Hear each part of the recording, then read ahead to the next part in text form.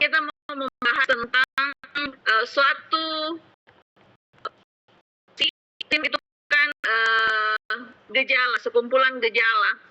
Jadi sekumpulan gejala ini terjadi karena inflamasi pada paru-paru akut kiri dan kanan secara difus yang mana akan meningkatkan permeabilitas vaskular di paru-paru. Peningkatan permeabilitas vaskular di paru-paru ini akan mengakibatkan terjadinya peningkatan tahanan resistensi dari paru-paru.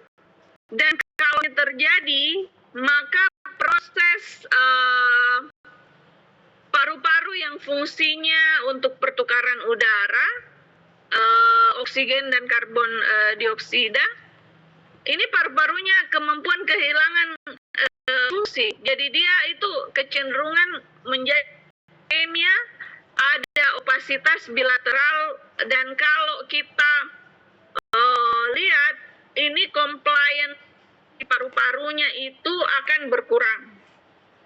Nah, apa yang terjadi di sini sebenarnya adalah pada proses inflamasi ini ada aktivasi dari makrofag yang terdapat di alveolar, dan ini akan melepaskan sitokin proinflamasi. Dan kalau sitokin proinflamasinya ini terlepas, ini akan terjadi rekrutmen terhadap makrofag dan juga neutrofil yang akan bersirkulasi ke lokasi cedera, di mana lokasi cederanya ada di paru-paru. Jadi neutrofil kalau dia jumlahnya berlebihan dan makrofag kalau dia teraktivasi terus-menerus, ini akan menyebabkan kerusakan yang luas. Jadi cederanya akan makin meluas. Efeknya epitel dan endotel paru ini akan kerusakan. Jadi timbul kerusakan pada sawar alveolar dari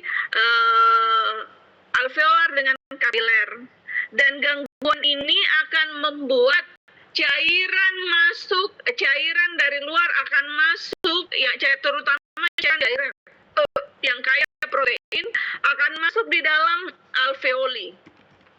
Apa yang terjadi kalau terjadi penumpukan cairan, akumulasi cairan di ruang alveolar, ini akan mengakibatkan udem paru. Parunya bengkak dan akan mengakibatkan tentu saja gangguan pertukaran gas, tidak memungkinkan. Nah, untuk ARDS atau akut respiratory distress syndrome ini, itu kan kita kenal ada 3 fase. Ada 3 fase gambarannya. Pertama itu adalah fase akut. Di fase akut, di hari 1 sampai dengan hari 6, itu ada proses eksudasi eksudtif. Jadi yang udem, yang bengkak, itu baru di interstisialnya. Terus kerusakan endotel itu baru epitel baru di epitel alveolus. Dan ada penebalan dari membran hialin, yaitu fase pertama. Fase kedua itu fase subakut.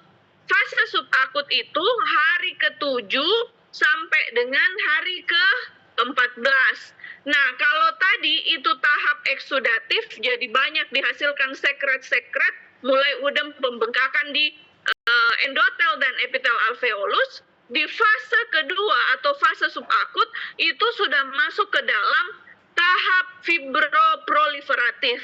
Jadi di tahap fibroproliferatif yang tadinya sebagian udem ini sudah mulai direabsorpsi. Re itu artinya kembali, absorpsi diserap kembali. Jadi ada proses penyerapan kembali.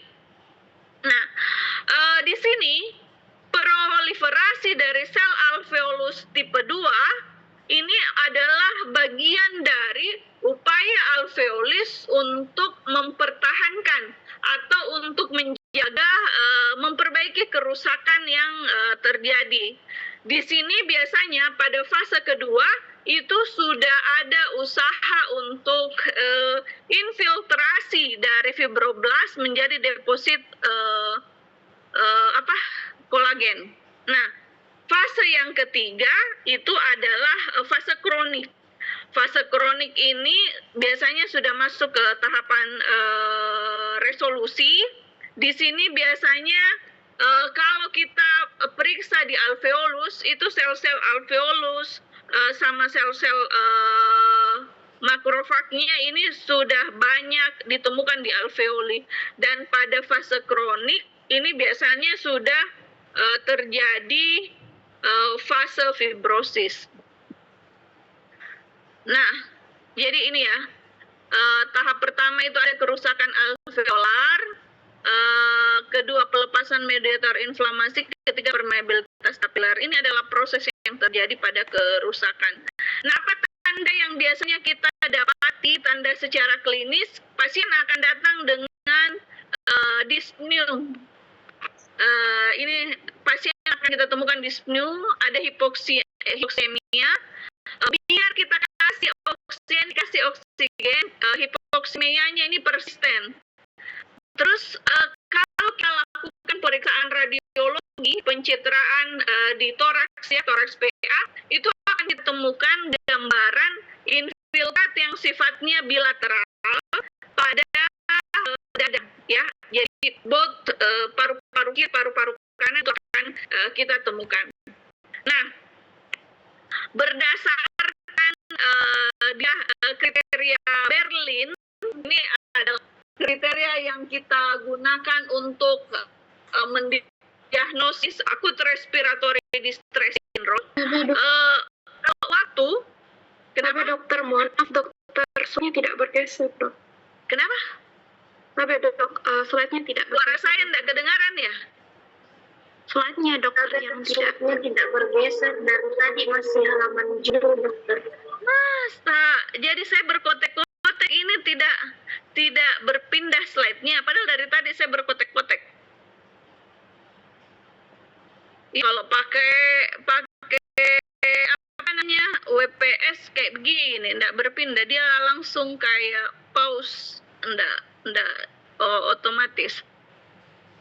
Nah, kalau kita mau mendiagnosis akut respiratory distress syndrome, itu kriteria diagnostiknya yang pertama waktu. Onset akut itu dalam waktu 1 minggu. Jadi dalam waktu 1 minggu akan kita temukan gangguan respirasi yang baru atau cenderung untuk memburuk. Terus pencitraan. Jadi ketika kita lakukan fototoraks PA, akan kita temukan gambaran opasitas bilateral yang bukan merupakan tanda adanya efusi. Bukan merupakan tanda adanya efusi. Ingat, dia ada opasitas bilateral. Dan kita akan temukan kayak kolaps paru secara keseluruhan atau lobaris atau kayak nodul paru. Terus kan ini didapati ada udem. Nah, pada akut respiratory distress syndrome, udem itu asalnya bukan karena gagal jantung. Jadi udem yang terjadi pada pasien itu karena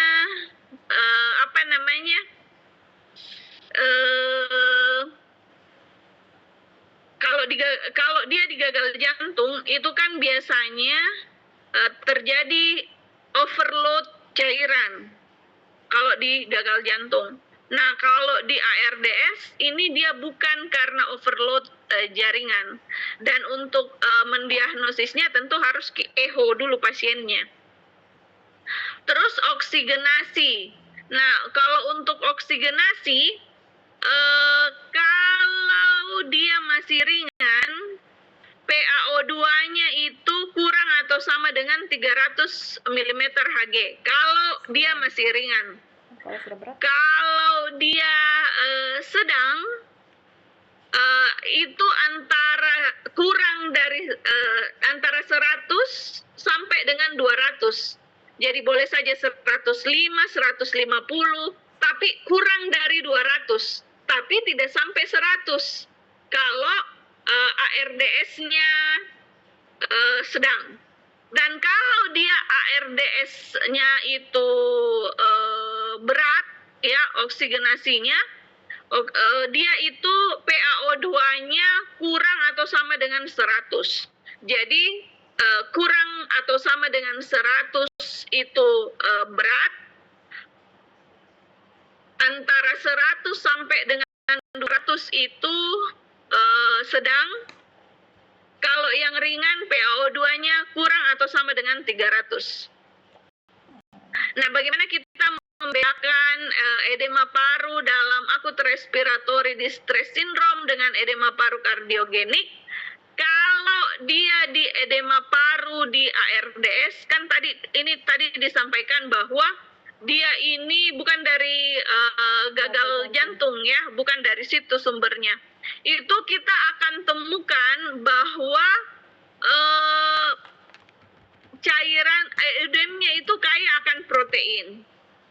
Sedangkan kalau dia kardiogenik, itu dia miskin protein.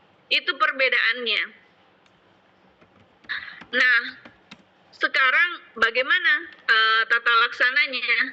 Tentu kita harus memastikan menerapkan strategi manajemen, dalam hal ini ventilasi yang diupayakan dipenuhi pada pasien-pasien dengan acute respiratory distress syndrome. Saya memang belum share slide. Jadi, strategi manajemennya adalah ventilasi. Ya, harus jaga ventilasi pasien. Nah, itu yang harus kita perhatikan. Memang bagaimana harusnya ventilasinya?